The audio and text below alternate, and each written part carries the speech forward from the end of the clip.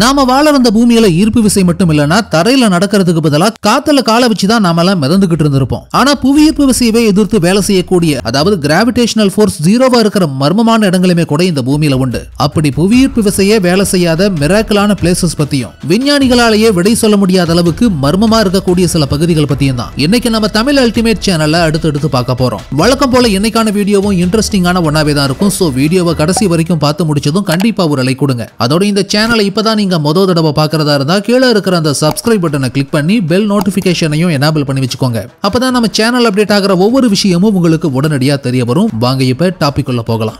ருவாடோ அமெண்டோயம் peanut street gravity எதிர்த்து வாகனங்கள் மேடான பகுதிகளையும் ஆக்சிலரேஷனே இல்லாம முன்னோக்கி நகர்ற இன்னொரு பகுதி தான் மெக்சிகோவில் இருக்கிற பீனட் ஸ்ட்ரீட் அப்படிங்கிற இந்த இடம். Stone of Tabasco Argentina. Weight அதிகமான கற்பாறைக்கும் கிராவிட்டிக்கும் போட்டி வச்சா கண்டிப்பா பாறை தான் ஜெயிக்குன்னு சொல்லக்கூடிய அளவுக்கு புவியீர்ப்பு விசையை எதிர்த்து பேலன்ஸ் பண்ணி நூலலை அளவுல தாங்கி நிற்கக்கூடிய ஒரு பாறை அர்ஜென்டினாவில் இருக்கு. அதுதான் இப்போ நம்ம பார்க்கிற டபாஸ்கோன்னு பெயர் வைக்கப்பட்ட இந்த பிரம்மாண்டமான கற்பாறை. 1000 வருடங்களை தாண்டியும் இந்த கற்பாறை இப்படியே தான் இந்த உயரமான மலை மேல பேலன்ஸ் பண்ணி நிக்கிறதா இந்த கற்பாறை அமைஞ்சிருக்கக்கூடிய இடத்தோட உள்ளூர் பகுதி மக்கள் குறிப்பிடுறாங்க. 300 டன் எடை கொண்டதான ஒரு பாறை இப்படியான கோணத்துல கீழே விழாம பேலன்ஸ் பண்ணி நிக்கிறது உண்மையிலேயே அதிசயமான விஷயம் தான். அதனாலேயே அர்ஜென்டினாவோட பிரபலமான சுற்றுலா தலம் மாறி இருக்கு இந்த பகுதி. Golden rock Myanmar.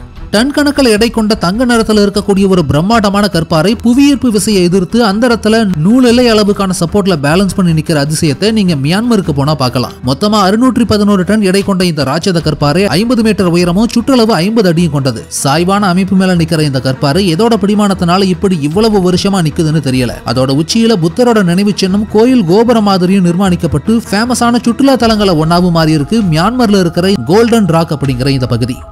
The mysterious road in South Korea.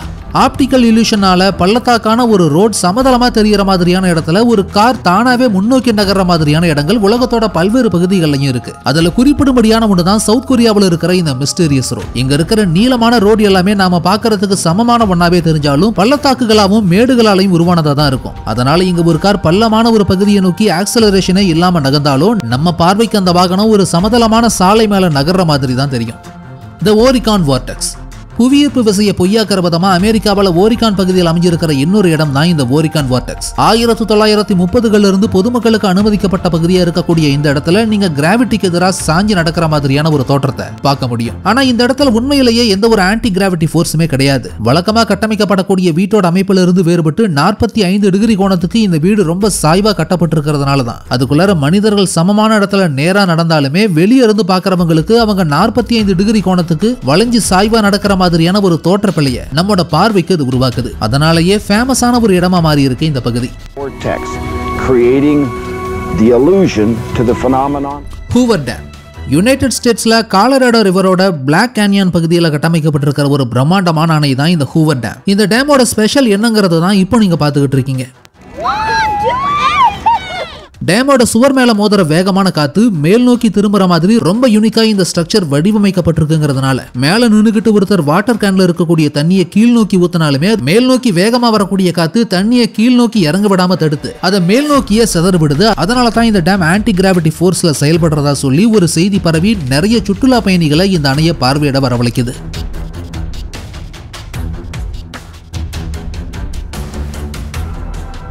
Mount எர்காட்ஸ் Armenia.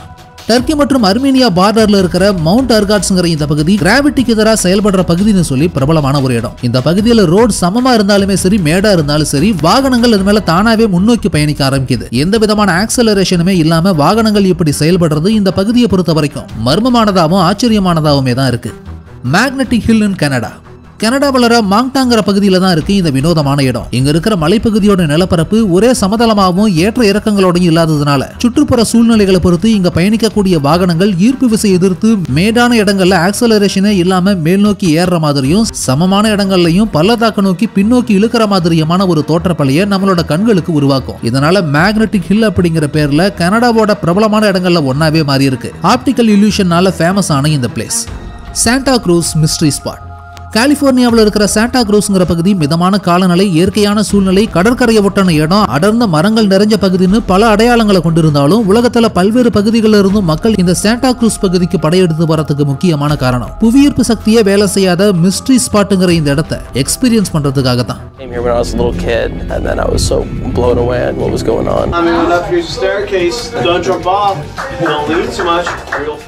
Redwood ஃபாரஸ்ட்ங்கிற ஏரியாக்குள்ளார 46 metre விட்டம் கொண்ட குறிப்பிட்ட ஒரு வட்ட வடிவ பகுதியில மட்டும் ஈர்ப்பு விசைங்கிறது ஒரே மாதிரி வேலை செய்யறதே இல்ல. அதனால இந்த பகுதியில சாய்வா கட்டப்பட்டிருக்கிற வீட்டுக்குள்ளார புகுந்து பாத்தீங்கன்னா நீங்க எப்படிதான் தரையை நோக்கி பேலன்ஸ் இல்லாம கீழே சாய முயற்சி பண்ணாலும் உங்களால முடியாது. தண்ணியை ஊத்தினா அது மேல் நோக்கி பாயறதையும் பந்து ஒண்ணு பள்ளத்தை நோக்கி உருண்டோடுறதுக்கு பதிலா மேல் நோக்கி முன்னேறி வர்ற அதிசயத்தையும் இங்க நேரடியாவே பார்க்க முடியும். அதனால பிரபலமான சுற்றுலா தலங்களை ஒன்னாவே மாறி இருக்கு இந்த பகுதி. மிஸ்ட்ரி ஸ்பாட்னே பெயர் வைக்கப்பட்டாலும் உண்மையில 45 டிகிரி கோணத்துக்கு சாஞ்ச மாதிரியா கட்டமைக்கப்பட்ட இந்த வீட்டுக்குள்ளார நம்ம சாதாரணமா செய்யற நடவடிக்கைகள் கூட ஈர்ப்பு விசைக்கு எதிராக செயல்படுற மாதிரியான ஒரு மாய தோற்றத்தை ஏற்படுத்துங்கிற மாதிரியும் சொல்றாங்க இந்த பகுதி மக்கள். ஒருவேளை இந்த பகுதியை நேரடியா விசிட் பண்ணி பார்த்த அமெரிக்காவில் வாழக்கூடிய நம்ம வியூவர்ஸ் யாராவது இருந்தா இந்த சாண்டா க்ரூஸ் பத்தின உங்களோட எக்ஸ்பீரியன்ஸை கமெண்ட்ஸ்ல போஸ்ட் பண்ணலாம்.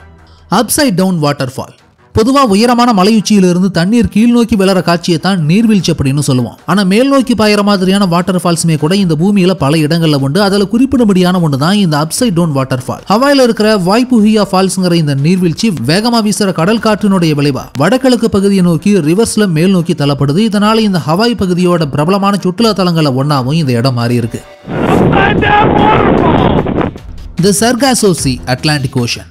மனிதர்களால் இன்னும் முழுமையா ஆராயப்படாத இடம் எதுன்னு கேட்டீங்கன்னா அது இந்த பறந்து விரிஞ்ச பூமியில 3/4 பங்கு ஆக்கிரமிச்சிருக்கக்கூடிய கடல் பகுதி தான். அதில் குறிப்பிடும்படியான ஒரு கடல் பகுதி தான் இந்த சர்காசோ சீ. நார்த் அட்லாண்டிக் கடல் பகுதியோட நடுப்பகுதியில் அமைஞ்சிருக்கக்கூடிய இந்த நீர்நிலை ரொம்பவும் விசித்திரமானது. இந்த நீர்பரப்புல கோபால்ட் அப்படிங்கிற உலோகம் அதிக அளவு குறிப்பிட்ட இடத்துல ஒண்ணு கூடி மிதக்கிற மாதிரியான காட்சிகளை பல இடங்கள்ல பார்க்க முடியும். கோல்டன் பிரவுன் கலர்ல கசடுகள் மாதிரி மிதக்கக்கூடிய இந்த கோபால்ட் 1.4 மில்லியன் சதுர கிலோமீட்டர் பரப்பளவு கொண்ட சார்கோசாங்கிற கடல் பகுதிகளில் பல இடங்கள்ல தேங்கி இருக்கிறதையும் பார்க்க முடியும். கடல் ஆராய்ச்சியாளர்களோட கருத்துப்படி சினோகோக்கஸ்ங்கிற ஒரு வகையான கடல்வாழ் தாவரம் தான் இந்த கோபால்ட் உலோக தேக்கத்துக்கு காரணம்னு சொல்லப்படுது. தி ரிச்சர்ட் ஸ்ட்ரக்சர், மோர்தானியா. ஆப்பிரிக்க கண்டத்துல தெற்கு சஹாரா பாலைவனத்துல மோர்தானியாங்கிற நாட்டில் அமைஞ்சிருக்கக்கூடிய ஒரு மர்மமான பகுதி தான் ரிச்சர்ட் ஸ்ட்ரக்சருங்கிற இப்போ நீங்க பார்த்துட்டு இருக்கிற இந்த பகுதி. சஹாராவோட கண் அப்படின்னு அழைக்கப்படுற இந்த ஸ்ட்ரக்சரை விண்வெளியில இருந்துமே கூட பார்க்க முடியும். 40 கிலோமீட்டர் அளவுக்கான விட்டம் கொண்ட இந்த அமைப்பு இந்த உலகத்தோட மிக பிரம்மாண்டமான ஜியாலஜிக்கல் ஃபார்மேஷன்ல ஒன்னாவே பார்க்கப்படுது. வேகமான மணல் புயல்னாலையும் இயற்கை சீற்றங்கள்னாலையும் மண்ணரிப்பு ஏற்பட்டு மணல்னால சூழப்பட்ட இந்த பாறை அமைப்பு மேல எப்படி எக்ஸாக்டா வட்ட வடிவத்தில் கண் மாதிரியான ஒரு அமைப்பு உருவாகி இருக்குங்கிற விவரம் தான் மர்மமானதாகவும் நம்ப முடியாத அதிசயங்கள்ல ஒன்னாவே இருந்துட்டு வருது. அல் நாஸ்லா, சவுதி அரேபியா. இந்த பூமியோட மிக பழமையான அதே சமயம் தனித்துவமான பாலைவன சூழ்நிலையை கொண்ட ஒரு இடம் தான் இந்த சவுதி அரேபியா. இங்க இருக்கிற பாலைவனம் மணல்னாலையும் உயரமான மலைகள் கற்பாறைகள்னால ஆக்கிரமிக்கப்பட்டதாவே இருந்தாலும் குறிப்பிட்ட ஒரு பாறை அமைப்பு மட்டும் மர்மமானதாவே தான் இருக்கு. இங்க இருக்கிற அல் நாசா ராக் அப்படிங்கிற இந்த பாறையோட நடுப்பகுதி குறுக்கா சரியா அளவெடுத்து கத்தியால அது கோடு கழிச்சு வெட்டன மாதிரியான ஒரு தோற்றத்தில் இருக்கிறதையும் பார்க்க முடியும். ஆனா 20 அடி உயரம் 30 அடி அகலம் கொண்ட இந்த சாண்ட்ஸ்டோனை எந்த ஒரு மனிதர்களும் இப்படி சரியா கோடு மாதிரி வெட்டவே இல்லை. இயற்கையாவே தான் இப்படி உருவாகி இருக்கு. பல நூறு வருஷங்களா இது இதே நிலைமை இருக்கிறதா தான் இந்த பகுதி மக்களும் குறிப்பிடுறாங்க. ஆனா இப்படி ஒரு கற்பாறையை ரெண்டா கரெக்டா வெட்டி ஸ்பிளிட் பண்ணக்கூடிய அளவுக்கான டெக்னாலஜி பல நூறு வருஷங்களுக்கு முன்னாடி இருந்திருக்க வாய்ப்பே இல்லைங்கிறப்போ எப்படி இது ரெண்டா லேசர்ல வெட்டின மாதிரி சரியா உருவாகி இருக்க முடியுங்கிற விவரம் தான் விடை தெரியாத மர்மங்கள் ஒன்னாவே இருக்கு. அதனால இந்த பாறையோட நம்ப முடியாத வெட்டு தோற்றத்துக்கு எக்ஸ்ட்ரா டெரஸ்ட்ரியல் மாதிரியான விஷயங்கள் கூட காரணமா இருக்கலாம் பலரையும் யோசிக்க வச்சிருக்கு இந்த மிஸ்டீரியஸான ராக் ஃபார்மேஷன். தி டெவில்ஸ் கெட்டில், மினிசோட்டா.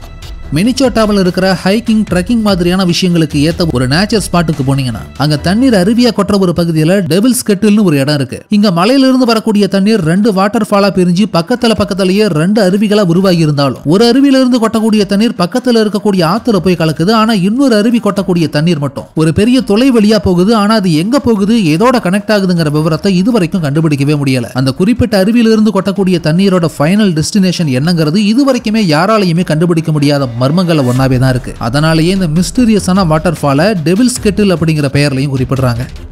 தி டான்சிங் ஃபாரஸ்ட், ரஷ்யா. பால்டிக் கடல் பகுதியை ஒட்டின குரானியன் ஸ்பிட் அப்படிங்கிற ரஷ்யன் ஃபாரஸ்டுக்குள்ள நுழைஞ்சு பாத்தீங்கன்னா அங்க இருக்கிற மரங்களோட தண்டுகள் எல்லாம் இயல்புக்கு மாறா கோணல் மானலா வளைஞ்சி முடிச்சு போட்ட மாதிரி வளர்ந்து இருக்கிறத பார்க்க முடியும். பொதுவா பைன் வகை மரங்கள் எல்லாமே அடர்ந்த காடுகள்ல உயரமா ஒரே நேர்கோடு மாதிரி தான் வளரும். ஆனா இதுல இருந்து மாறுபட்டு இங்க வளரக்கூடிய பைன் மரங்கள் எல்லாமே இப்படி ஒழுங்கில்லாம கோணல் மானலா ஏன் உருவாகி இருக்குங்கிற காரணம் தான் விடை தெரியாத மர்மங்கள்ல ஒன்னாவே இருக்கு. The zone of silence, Mexico.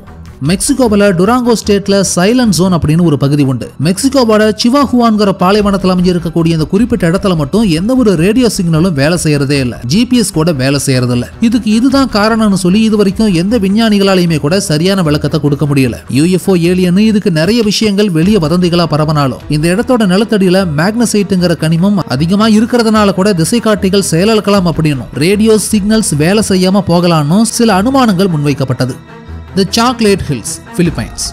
பிலிப்பைன்ஸ்ல போலாங்கிற தீவு ஒன்றில் அமைஞ்சிருக்கிற வினோதமான இயற்கை அமைப்பு தான் இந்த சாக்லேட் ஹில்ஸ். மரம் செடி கொடிகளால கவர் பண்ணப்பட்ட ஒரே அளவு உயரத்தில் அமைஞ்ச சின்ன சின்ன மலைக்குன்றுகள் இயற்கையாவே உருவாகி இருக்கிற இந்த பகுதியை வானத்திலிருந்து பார்க்க அற்புதமான ஒன்னாவே இருக்கும். மொத்தம் 1700க்கும் அதிகமான இந்த தனித்துவமான மலைக்குன்றுகள் இந்த பிலிப்பைன்ஸ் தீவுல இயற்கையாவே உருவாகி இருக்கு. இப்படி ரொம்ப நெருக்கமா கிட்ட உருவான மலைக்குன்றுகளை இந்த உலகத்துல வேற எந்த பகுதியிலையுமே பார்க்க முடியாது. அதனால பிலிப்பைன்ஸ்ல பிரபலமான சுற்றுலா தலங்களை ஒன்னாவுமே மாறி இருக்கு இந்த குன்றுகள் நிறைஞ்ச போலா தீவு. லேக் மாரக்கைபோ, வெனிசுலா. வெனிசுலாவில் இருக்கிற லேக் மாரக்கைபோங்கிற இந்த ஏரி பகுதி ஒரு மர்மமான இயற்கை நிகழ்வுக்காக பிரபலமானது. பொதுவா மழைக்காலங்களில் மட்டும்தான் வானத்துல மின்னல் வெட்டி பார்த்திருப்போம். ஆனா மாரக்கைபோங்கிற இந்த தண்ணீர் நிறைஞ்ச ஏரி பகுதி மேல எப்பயுமே இரவு நேரத்துல மின்னலும் இடியும் உருவாகிறத பார்க்க முடியும். இந்த ஸ்ட்ரேஞ்சான நேச்சுரல் பினாமினன் கடந்த 100 வருஷங்களை தாண்டியும் இந்த பகுதியில தொடர்ந்துகிட்டே தான் இருக்கு. இந்த வினோதமான நிகழ்வுக்கு இதுதான் காரணம்னு சொல்லி எக்ஸாக்டா ஒரு விஷயம் இதுவரைக்கும் உறுதிப்படுத்தப்படலனாலும் கரீபியன் கடல் பகுதியிலிருந்து வர குளிர்ந்த காற்று ஏரி பகுதியை ஒட்டின வெப்ப காற்றோட இணைஞ்சி வானிலையில ஏற்படுத்துற மாற்றத்தினால இல்ல இந்த ஏரி பகுதி தண்ணியில இருக்கக்கூடிய அமிலங்கள் பகல் ஆவியாகி வானத்துக்கு போறப்போ அங்க கடல் காத்தோட இணைஞ்சு உருவாகிற கெமிக்கல் ரியாக்ஷனால கூட இப்படி அங்க அடிக்கடி மின்னல்கள் உருவாகலாங்கிற மாதிரியான காரணங்களும் சொல்லப்படுது. ஃபைனலி இந்த வீடியோ உங்களுக்கு பிடிச்சிருந்ததுன்னா லைக் பண்ணுங்க, கமெண்ட் பண்ணுங்க, ஷேர் பண்ணுங்க. அதோட இந்த வீடியோ உங்களுக்கு இன்ட்ரெஸ்டிங்கான ஒன்னாவும் இன்ஃபர்மேட்டிவான ஒன்னாவும் இருந்ததுன்னு நினைச்சீங்கன்னா கண்டிப்பா நம்ம தமிழ் அல்டிமேட் சேனலை சப்ஸ்கிரைப் பண்ணுங்க.